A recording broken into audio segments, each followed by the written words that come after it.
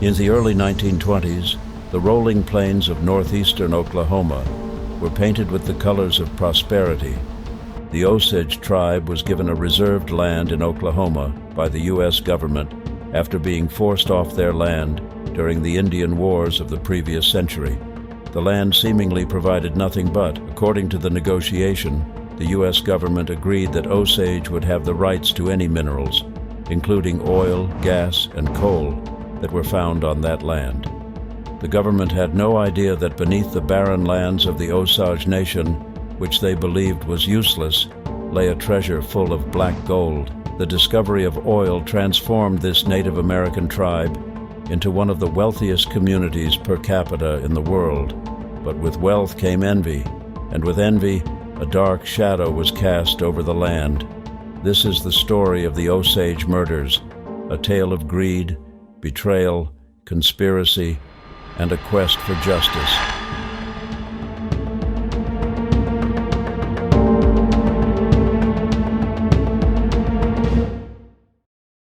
The U.S. went through a lot of development in nearly 50 years since the Osage land reservation settlements.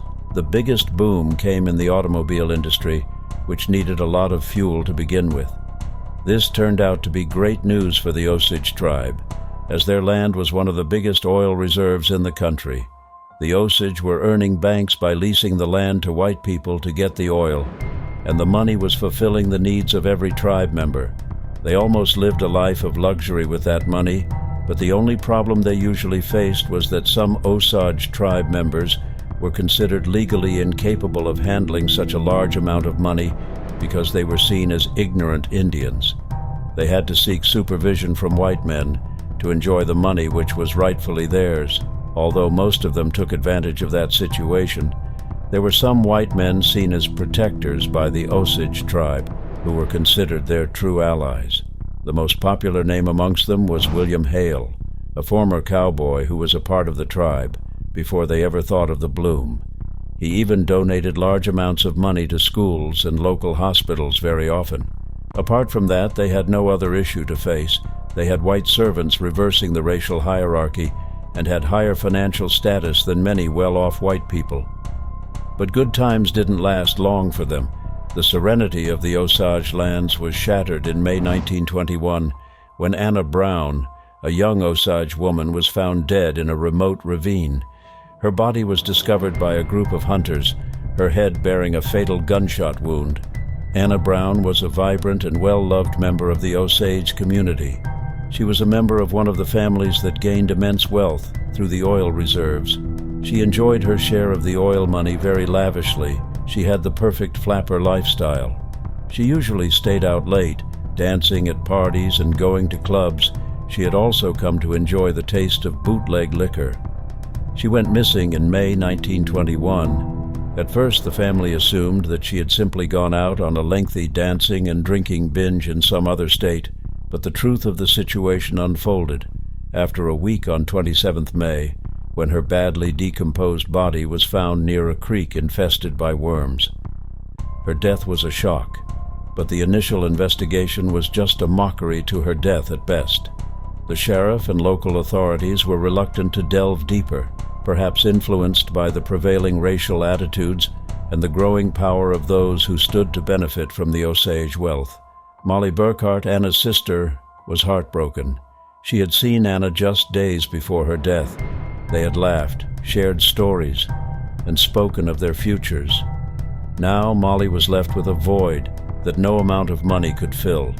We can only imagine the pain she was going through, remembering her sister's laugh every time she thought of her, knowing that she wouldn't hear it ever again. Anna was now just a memory from yesterday, a memory that would haunt her for the rest of her life. But Molly wasn't giving up that easily. She wanted answers. She knew this isn't the justice that Anna deserved, and she knew she had to figure it out herself, because the law isn't going to get this case anywhere. Determined to find answers, Molly pushed for a more thorough investigation. She hired private investigators, but their efforts failed at every turn. Witnesses were intimidated into silence, evidence was tampered with, and the trail seemed to grow colder by the day. The people who got closer to finding out the truth behind this conspiracy were also found dead, like Bill Smith, whose house was blown to ash, William Vaughn, whose body was found near the railway tracks, having been thrown from the moving train, breaking his neck, and many others.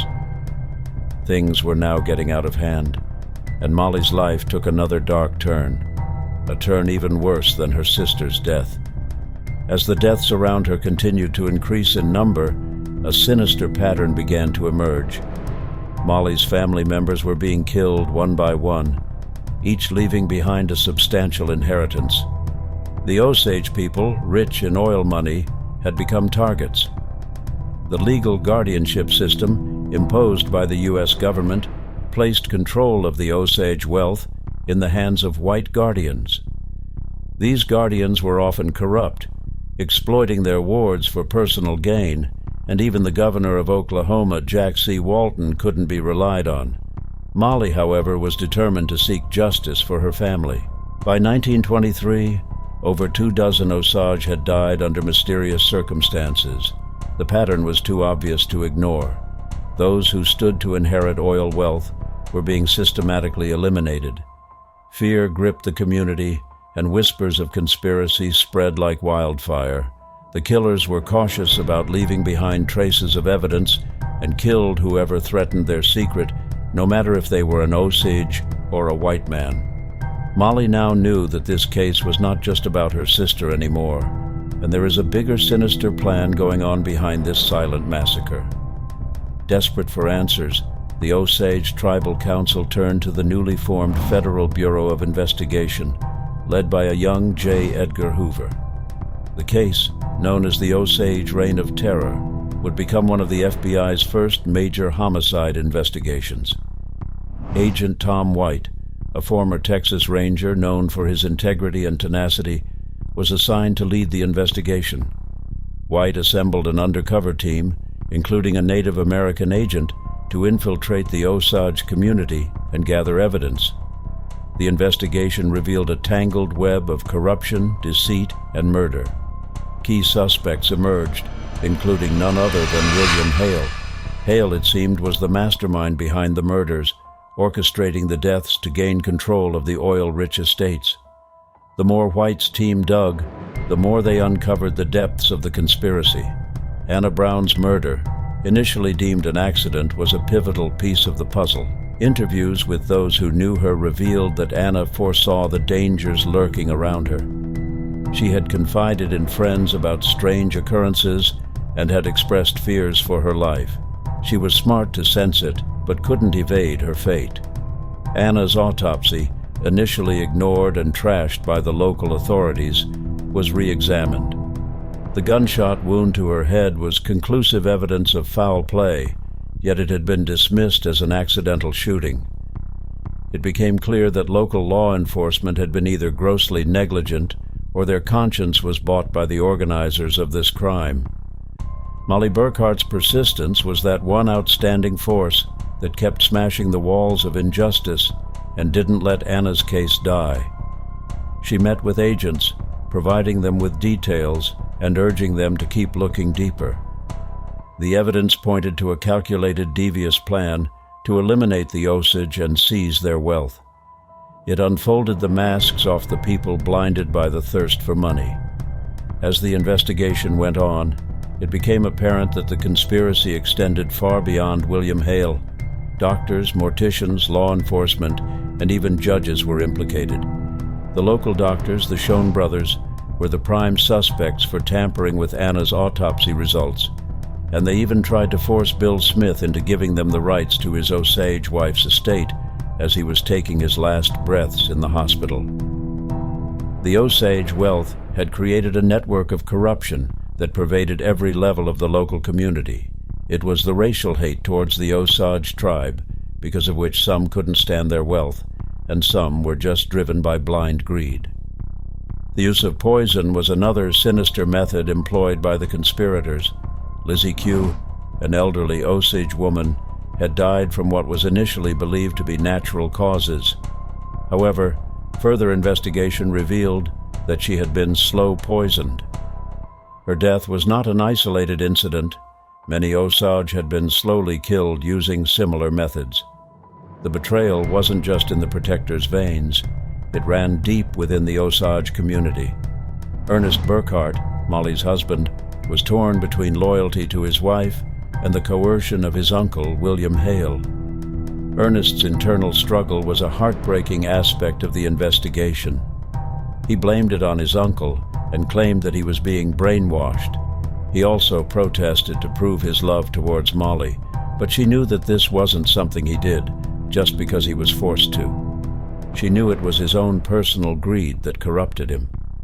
Under immense pressure, Ernest confessed to his involvement, revealing the depth of the conspiracy. He ditched his uncle's side, hoping to get some reduced sentence, and changed his plea from not guilty to guilty in front of the court. His testimony was a critical turning point in the investigation, providing the FBI with the evidence needed to bring charges against Hale and his accomplices. The first witness, apart from Ernest, found by Tom White, was a young outlaw named Dick Gregg. Gregg had been a member of the outlaw Al Spencer's gang before Spencer was gunned down by a lawman in September 1923.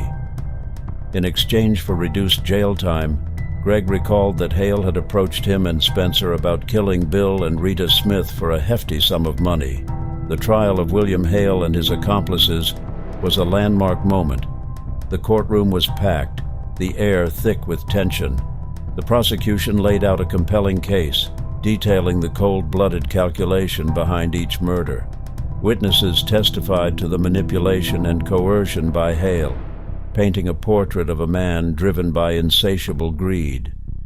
The defense, however, attempted to discredit the testimonies, casting doubt on the integrity of the investigation as their final attempts to survive through the allegations.